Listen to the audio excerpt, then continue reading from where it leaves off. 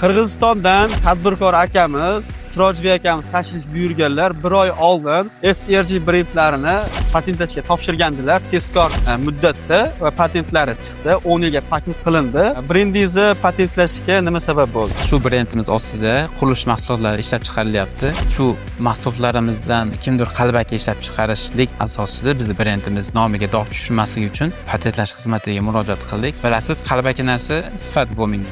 Sifat bo'lmagandan keyin bizning nomimizga dog' tushadi. Shu qalbaki narsa ishlab chiqarmasligi uchun patentladik. Maqsad sizlar nominglardan mijozlarga, insonlarga xizmat ko'rsatib, deylik, sizlar nominglarga dog' tushirmaslik maqsadida o'zlarini himoyalab, brendlarni patentlab qo'ydinglar. Juda ham to'g'ri qaror. Xudo xohlasa, Sirojbek akam xalqaroga ham o'z brendlarini patentlashga bizga topshirgan. Topshirdim. Yaxshi, mana chiqdi. 1 oyda tezkor topshirgan.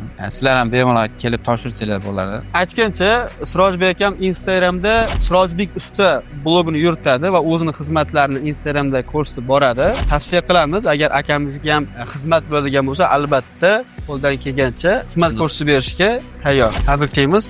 Mana brendingiz 10 yilga patent qilindi. Endi qo'rqmasdan, Xudo xohlasa, mana shu logo nom ostida ish faoliyatini olib borsangiz bo'ladi.